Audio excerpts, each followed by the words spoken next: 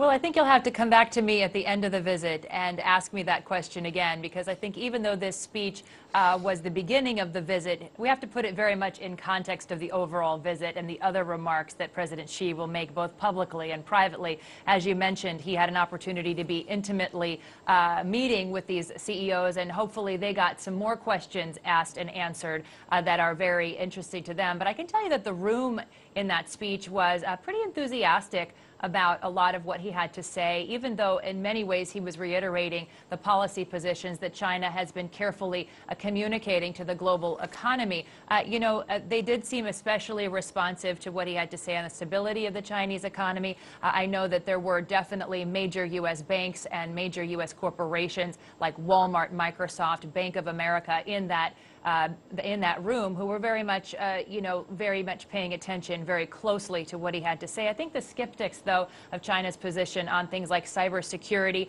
or the internet restrictions, they're really going to be looking for more private reassurances in the meetings that are going to unfold throughout the day. Indeed. Let's focus ahead, however. Aside from restrictions on foreign shareholding in companies and protection of intellectual property, what are the main points of disagreement or points of contention in this bilateral investment treaty that's being negotiated between the United States and China?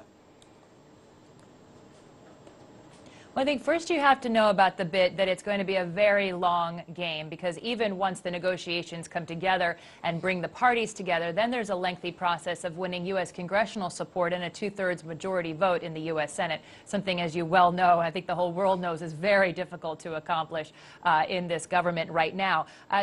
Main points of disagreement, China has really been trying very hard to get some U.S. government contracts in the telecommunications sphere. They've had a lot of trouble with the national security review process here in the United States that has kept especially Huawei out of the game for U.S. U.S. government contracts in the telecommunications phase. On the U.S. side, and a couple of big barriers, you mentioned it, intellectual property. When U.S. companies are asked to be matched or partnered with Chinese companies, they have concerns ranging from intellectual property, even just to how their servers are protected when they may have to be in the nation of China. There's some new regulation around that concerns them as well. And all of these issues are going to have to be addressed. And of course, the ball in many ways may keep moving throughout the negotiations as new regulations pop up on both sides of the Pacific. Indeed. One last question for you, Jessica. After months of sanctions, or rather hinting at sanctions for months now in retaliation for cyber attacks, the Obama administration has now backed off that idea. Is this coincidental, or is there some deal that was arrived at between these two parties?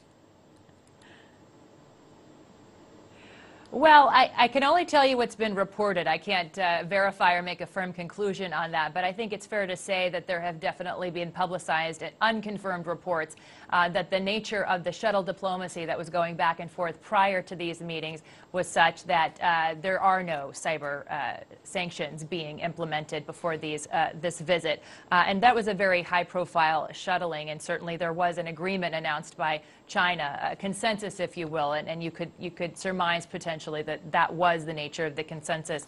Of course, it would have been really bad for Sino-U.S. relations if those sanctions had happened prior to the visit. There were even talks of potentially canceling the visit if that had happened.